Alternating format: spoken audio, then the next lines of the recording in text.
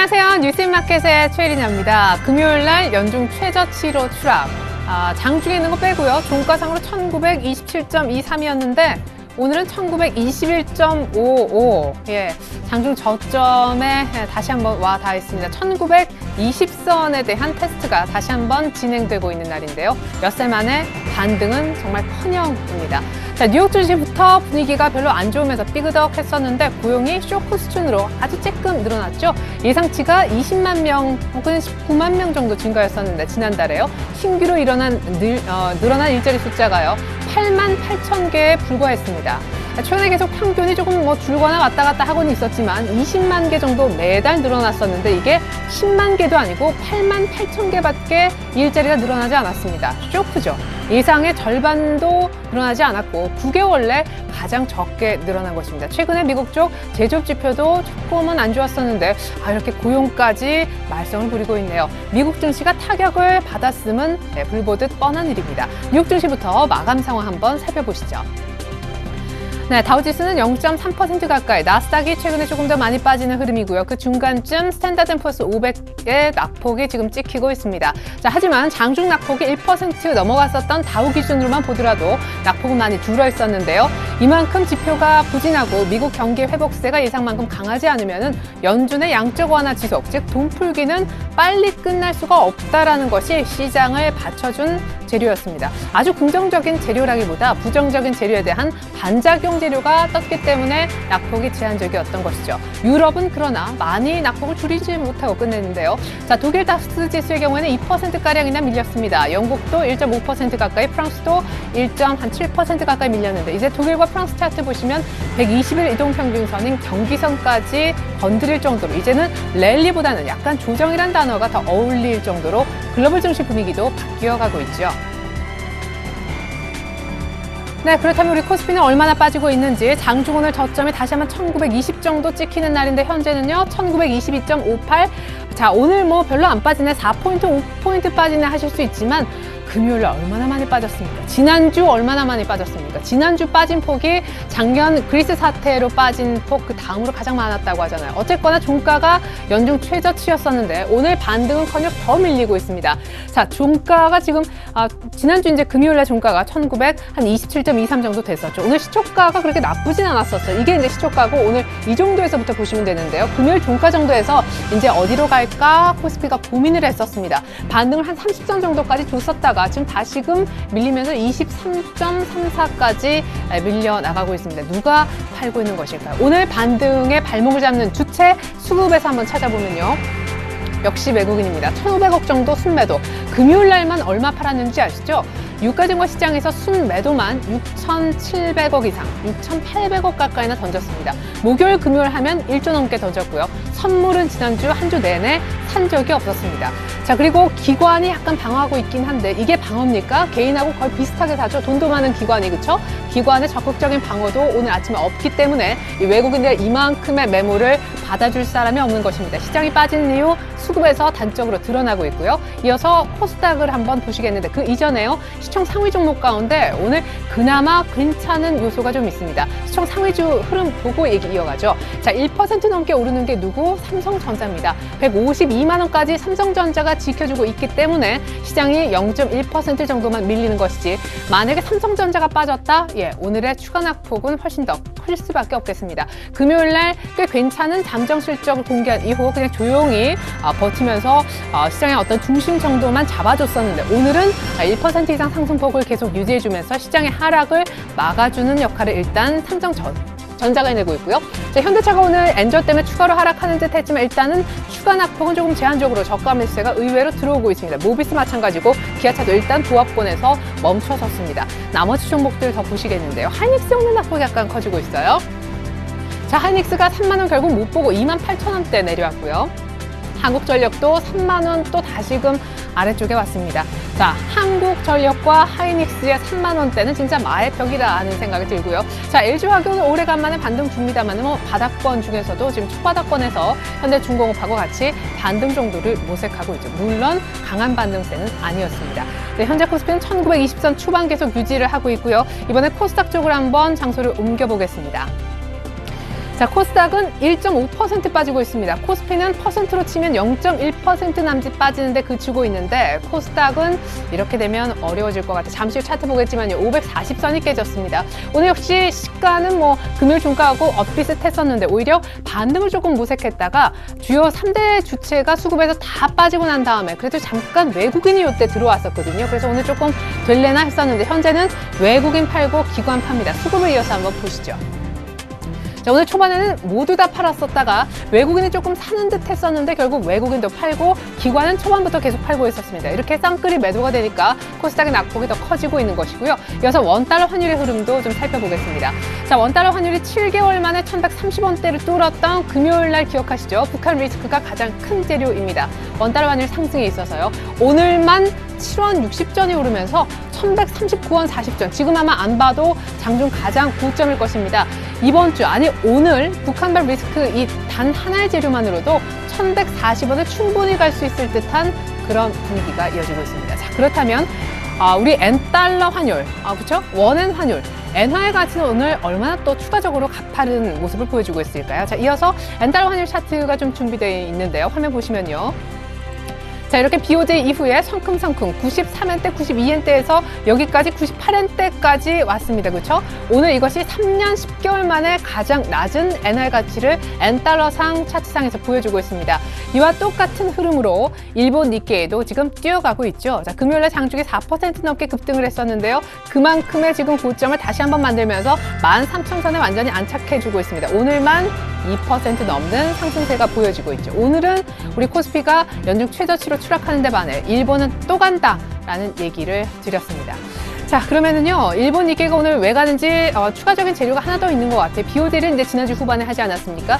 그 내용 중에 여러 가지 이제 내용이 있었지만은 매달 7조엔 정도 국채 매입을 한다라는 내용도 있었죠. 그것이 이번 주부터 BOJ 있고 그 다음 주부터 곧바로 시작될 수 있다. 국채 매입의 또 다른 시작이 이번 주다라는 소식이 나오면서 엔처는 더 가팔라지고 있고 니케이는 더욱더 빠르게 급등하고 있다라고 지금 뉴스가 들어오고 있습니다.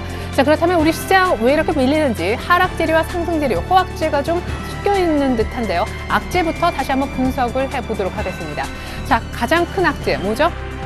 바로 북한 리스크입니다. 네, 지금 북한 때문에요. 그 북한의 위험 보조 때문에 한국의 CDS 프리미엄이 3월 초반 대비 16bp나 올라섰다고 하죠. 무엇보다 여러 가지 북한의 뉴스도 있지만 그런 어떤 크레딧물이 굉장히 좀 불안정하게 흘러간다는 것은 그만큼 시장이 어쨌거나 그 지표 아니죠. 그것 때문에 투자 심리가 많이 안 좋아지고 있다는 것입니다. 어쨌거나 북한은 확실히 시장이 지금 안 좋은 투자 심리를 압박하는 요인이 되고 있고요. 혹은 전면전 얘기까지 나오고 있으니까 북한은 확실히 악재 중에 단연코 탑이라 하겠습니다. 그 다음의 악재는요. 역시 1분기 어닝 시즌에 대한 부담이 되겠습니다.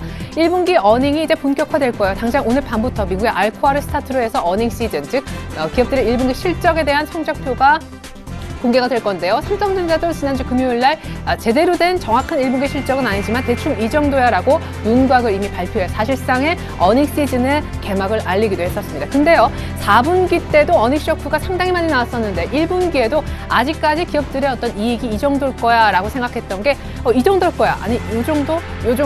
지금 계속 이런 하향 조정이 이어지고 있기 때문에 본격적으로 뚜껑을 열기 시작하면 분명히 쇼크적으로 나오는 기업들의 어닝, 실적을 많이 대하게 될 거다라는 부담감, 두려움이 시장에 존재하고 있습니다. 세 번째로요, 미국의 지표가 부진하죠. 지금 미국의 성장세가 중국만 좀 느린 줄 알았는데 미국도 이렇게 가파르게 성장이 진행되는 것이 아니라 굉장히 천천히 경기가 회복되고 있는 게 최근 들어 지표가 덜컹이면서 확인이 되고 있습니다. 미국도 지표가 더 이상 상승 재료, 모멘텀이 되어지지 못하는 장, 여기에 하나 추가한다면 N저까지 2차로 지속이 되고 있습니다. 자, 그렇지만 악재만 있는 것은 아닙니다. 상승 재료를 한번 볼 텐데요. 자, 지금 충분히 코스피가 싸져 있습니다. 잠깐 차트를 좀 보시죠.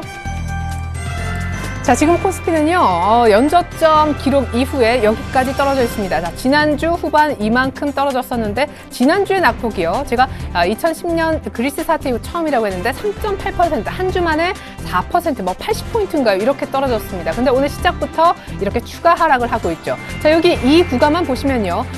단연코 하락 추세입니다. 단기적으로 얼마나 더 내려올지 굉장히 알 수 없는 상황이고, 지난주부터 빨간 양봉을 절대로 찾을 수가 없었죠. 이렇게 밑꼬리만 크면서 변동성이 상당한 것을 알 수가 있습니다. 하지만 지금의 이 레벨, 그러니까 1920선, 30선 이 정도 레벨은요, PBR로 따졌을 때 1배여서 사실상 연기금의 매수가 상당히 지금까지 경험상 유입이 됐었던 그런 구간이라고 합니다. 연기금이 사실상 지난주 후반부터 기관의 매수가 유입된 그런 유입을 또 시켜주는 역할을 하기도 했었는데, 이 자리 정도에선 오늘도 조금 약하긴 했지만 기관의 매수가 들어오긴 들어옵니다. 결국 기관의 매수가 굉장히 잘 들어올 만한 지수대까지 시장이 싸졌다라는 것은 확실히 좋은 재료가 맞겠고요.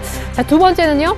가장 큰 이번 주에 기대하는 재료, 이번 주 목요일 4월 금통위에서 기준금리를 내려주지 않을까. 사실상 지금 0.25%포인트, 그러니까 25bp 금리 인하는요, 거의 컨센서스가 된 것 같아요. 사실상 이번에 내리고 다음번에 이제 향후 몇 회에 걸쳐서 기준금리를 더 내려줄 것인가, 그 횟수라든가 폭에 관한 얘기가 이미 2차적으로 진행되고 있는 것으로 봐서 기준금리 인하는 사실상 거의 시장에 알려진 뉴스를 할 정도입니다. 그리고 추경에 대한 규모도 정확하게 공개가 될 겁니다. 20조 원 플러스 알파가 이번 주에 정확히 얼마다라는 것이 나올 텐데, 지난주에 이제 정부의 부동산 종합대책 발표 이후에 이번 주에 이제 추경이 구체화된다고 약속을 했었으니까요. 이번에 추경 그리고 금통위, 이것이 사실상 집 싸다라는 메리트보다는 조금 더 긍정적인 적극적인 재료라 할 수 있겠는데, 한 가지 생각해 볼 필요는 있겠습니다. 일본에서 지난주에 굉장히 화려한 아주 강력한 정말 통 큰 부양책을 내놓았죠. 일본이 정말 경기를 살리기 위해서, 그리고 정말 시장도 살리기 위해서 굉장히 위험한 자산이라 할 수 있는 부동산 관련된 리츠라든가 지수 관련 ETF까지 다 정부가 사주겠다라고 약속을 했습니다. 일본 시장을 다 정부가 끌어올리겠다라는 얘기이기도 합니다. 자, 그런데 우리 정부는요, 이미 얼마 전에 어느 정도 추경 그리고 금통위에 대한 어떤 정부의 압박을 통해서 이번에 금리 인하할 것이라는 것도 시장에 조금은 많이 알려진 상황이 되겠고요. 이러다 물론 안 하면 할 수 없겠지만, 그리고 추경도 규모가 어느 정도 추정이 들어맞을 정도로 예상이 더 구체화되고 있습니다. 자, 그러면 일본은 지난주에 굉장히 화려한 콘서트를 했다고 칩시다. 비유적으로요. 근데 우리 정부가 이미 한 반쯤 알려진, 자, 이번에 콘서트에는 누가 나옵니다, 출연 가수는 누구고 몇 번째 나올 거고, 이미 사람들이 그 프로그램 표를 받았다는 그런 느낌까지 들고 있죠. 자, 일본이 지난주에 화려한 콘서트를 했다면 이번 주 우리 정부의 정부 부양책이 나오긴 하겠지만 작은 음악회에 그치지 않을까, 그 부분도 조금은 걱정스러운 부분입니다. 자, 시장 팁입니다. 말씀드렸다시피 기관의 시장 방어가 굉장히 중요합니다. 여기서 특별히 연기금이 얼마나 사주는가, 이 부분을 연기금을 잘 보셔야 될 텐데요. 하지만 현재 지금 수급을 본다면 역시 외국인들이 덜 팔아야 되겠다라는 생각을 합니다. 잠깐 오늘의 수급만 잠깐 다시 한번 보시겠는데요. 자, 현재 지금 1,500억 정도 외국인이 지금 던지고 있죠. 기관의 방어가 있지만 절반에도 못 미칩니다. 연기금도 기관 전체 한 4분의 1 정도밖에 되지 않고요. 자, 일별로 본다면, 자, 지금 외국인이요, 지난주 내내 한 1조 5천억 정도를 던졌거든요. 예, 그렇죠? 그리고 그렇죠. 예, 그리고 기관의 어떤 방어가 있었었는데요. 이건 이제 거래소에 한정된 그런 일단 수급을 보고 계십니다. 저의 사실상 결론은 이거예요. 이 정도 레벨 1920, 30선 정도에서 충분히 PBR 1배, 연기금이 싸다 해서 들어올 수는 있는데, 자, 싼 게 정말 비지떡이라고 싸다고 다 사시겠습니까? 외국인이 일단 지금 움직이지 않고 있어서 우리도 나중에 움직입시다 했는데 여기까지 떨어졌습니다. 자, 지금 이제 코스피는 굉장히 많이 떨어져서 우리 코스피는 위험해요 라고도 할 수 있겠고, 그 위험 대신에 우리 코스피는 지금 세일해요, 대박에 세일해요 라고 할 수도 있습니다. 1번이 있고 2번이 있는데, 일단 잘 선택을 하셔야 크게 수익을 볼 수도 있고, 리스크를 안고 이제 투자를 하시면 큰 수익으로도 연결될 수 있겠지만, 그렇게 하시면 정말 투자가 아니라 투기가 될 수도 있겠죠. 세일을 하는데요, 사람들이 정말 세일이라면 사람들이 달려가서 막 살 겁니다. 그 중에 외국인이 있는지 보고 뒤따라 가자고, 외국인 뒤따라. 그게 너무 늦을상 싶으면 누군가 좀 어느 정도 그래도 사는 모습을 보일 때, 그게 이제 기관이라도 되겠죠. 그때 들어가도 늦지 않습니다. 왜 세일인 것 같다라는 느낌에 1번으로 가서 물건을 살려고 하시죠? 그러면 리스크가 커지는 겁니다. 조금 반등이 있은 다음에 들어가서 적지 않고. 제 개인적으로는요, 지금 현재 대형주가 굉장히 싼 것들, 업종 대표주들 다 신저가를 찍고 있는 종목들이 많아서 굉장히 싸 보이는 종목들이 널려 있는 듯한 인상을 주고 있지만, 더 냉정히 생각해보면 대형주 하나가 가려면요, 자, 북한이 미사일 쏘지 말아야 되죠. 외국인이 들어와야 되죠. 유럽이 말썽 부리면 안 되죠. 엔저도 너무 가파르게 진행이 되면 안 됩니다. 여러 가지 조건들이 다 만족이 돼야만 내가 산 대형주, 싸다고 들어간 대형주에 수익이 날 수 있는 것입니다. 얼마나 많은 변수들이 갖춰져야만 현재 대형주가 갈 수 있는지, 다시 한번 확률적으로 대형주가 더 어려울 수도 있다는 것도 생각해 보시면 좋겠습니다. 시작의 마지막 두 번째 팁입니다. 변동성이 굉장히 커지고 있어요. 현금에 대한 확보가 중요합니다. 지금 가장 마음 편하신 분들은 아마 수익을 내고 계시는 분들도 수익 내지만 불안하실 겁니다. 왜?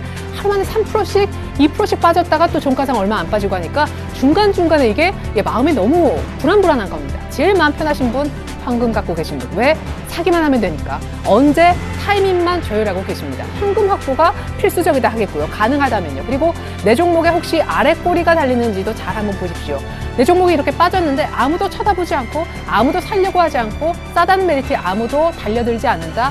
일단은 좀 쉬어갈 수 있기 때문에 아래 꼬리가 밀리더라도 달리는 종목이 내 종목인지 보유 종목에 대한 체크가 필요하겠습니다. 자, 마지막으로 코스닥 얘기만 좀 드리고 가죠. 현재 코스닥의 낙폭이 코스피보다 훨씬 더 큽니다. 코스닥의 차트를 잠깐 보시겠는데요. 하지만 코스닥의 지금 조정은 코스피와는 확실히 다릅니다. 자, 이것이 코스닥이고, 이것이 이제 잠시 후에 나올 것이 바로 코스피인데요. 자, 코스피는 이미 저점을 지금 테스트하고 있죠. 여기서 얼마나 더 빠지고 얼마나 더 버틸 것인지를 테스트하는 게 코스피라면요. 자, 코스닥은 이미 3년 내 최고치에서 지금 고점에서 조정을 받고 있습니다. 확실히 이 아래쪽에서 헤매는 코스피와는 다르다는 것이죠. 하지만 또 하나 지켜볼 것은요. 그러면 잘 간다고 계속 갈 것인가? 코스닥의 최근, 특별히 오늘 모습은 별로 좋지가 못합니다.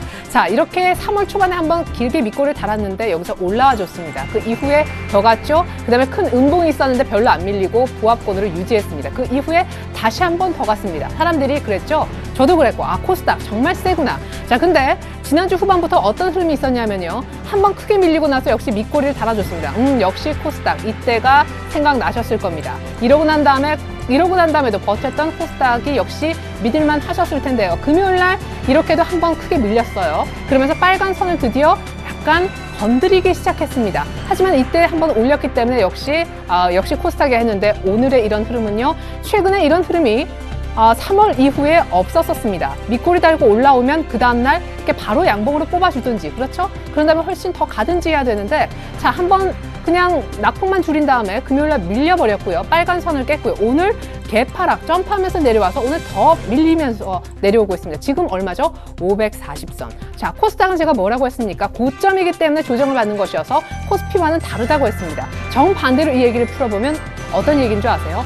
많이 올랐기 때문에 많이 빠질 수도 있다는 얘기가 나올 수도 있습니다. 지금 코스닥에 있는 수급 좋은 종목들을 충분히 매매할 수 있지만, 코스닥 전체적으로 언급드리면 충분히 지금 약간 조정의 기미가 확실히 오늘부로 드러났다라고도 말씀드릴 수 있겠습니다. 자, 현금이 최고고요. 코스닥에 있는 종목도 잘 고르면 가능하겠지만 절대 매수를 급하게 하실 타이밍은 결코 아니라고 생각됩니다. 세일할 때 맨 먼저 뛰어가지 마세요. 지금까지 최유리나였습니다. 고맙습니다.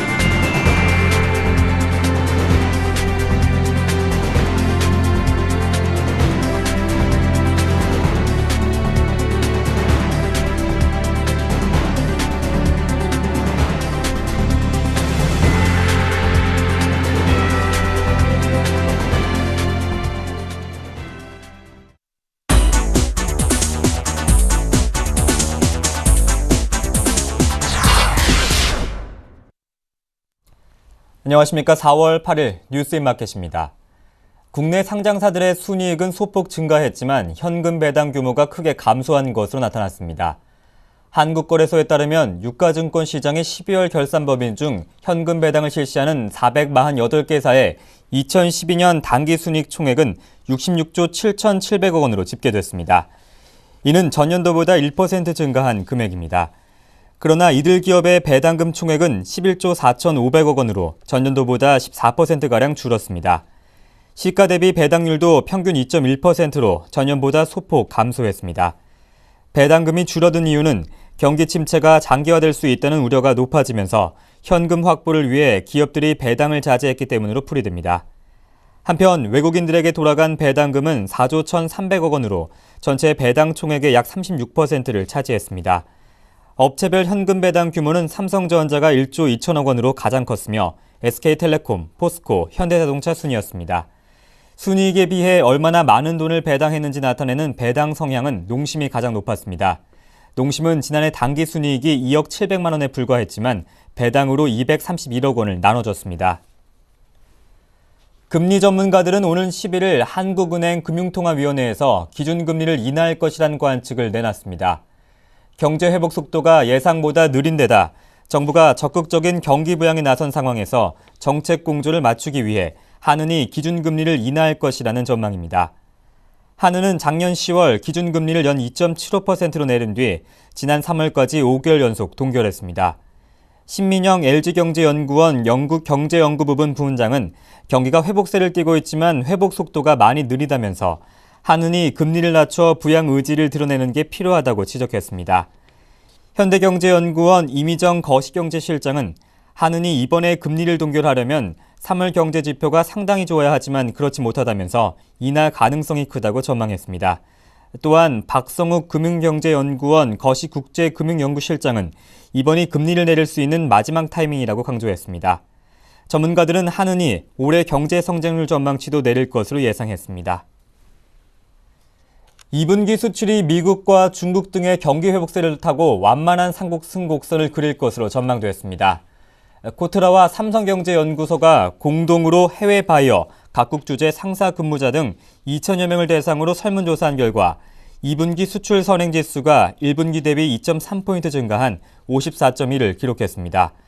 이는 작년 2011년 3분기 이후 가장 높은 수치로 미국, 중국 등 주요국의 경기 개선에 대한 기대감이 반영된 것으로 분석됩니다. 수출 선행지수는 해외 바이어들의 주문 동향을 토대로 수출 경기를 예측하는 것으로 기준치 50 이상이면 이전 분기보다 수출 전망이 양호하다는 것을 의미합니다. 지역별로 보면 아시아가 60.2로 가장 높았고 북미 59.1, 중동 56.4로 상대적으로 수출이 호조를 보일 것으로 예상됐습니다. 그러나 재정 위기의 진원지인 유럽과 엔저를 등에 입은 일본엔 기준치를 밑돌아 수출 여건이 좋지 않을 것으로 나타났습니다. 4일 대책에서 리모델링 수직 증축이 허용되면서 1기 신도시 아파트가 경매 시장에서 인기를 끌고 있습니다. 부동산 경매 전문업체 지지옥션에 따르면 지난 1일부터 5일 분당, 일산, 평촌, 삼본, 중동 등 1기 신도시 아파트의 경매 낙찰가율, 낙찰률 등이 대책 발표 전에 비해 일제히 상승했습니다. 1기 신도시 평균 낙찰률은 올해 1분기 평균 37%에서 대책 발표 이후 44.1%로 올랐습니다. 낙찰가율은 73.5%에서 78.7%로 상승했으며 평균 응찰지수도 6.9명에서 8.6명으로 늘어났습니다.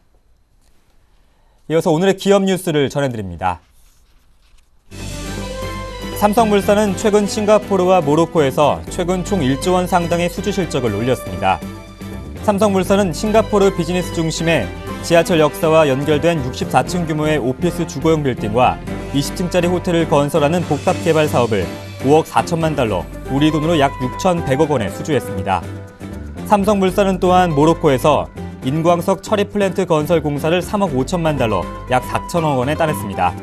삼성물산은 모로코 공사 수주로 북아프리카 시장 진출에 교두보를 마련한다는 전략입니다.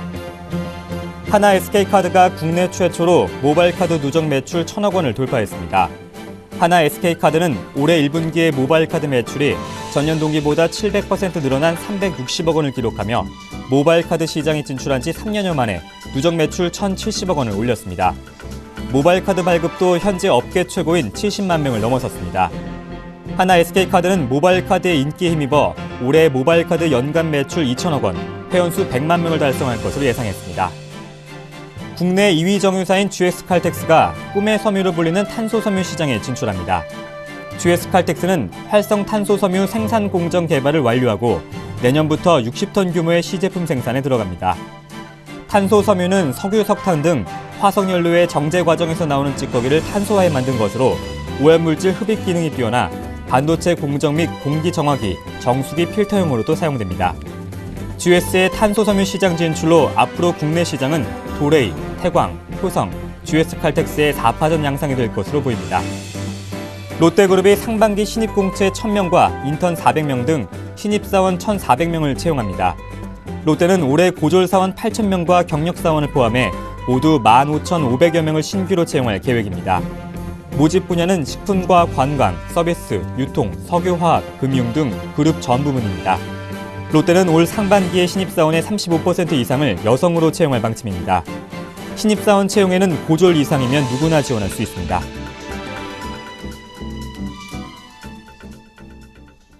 4월 8일 뉴스인마켓이었습니다. 고맙습니다.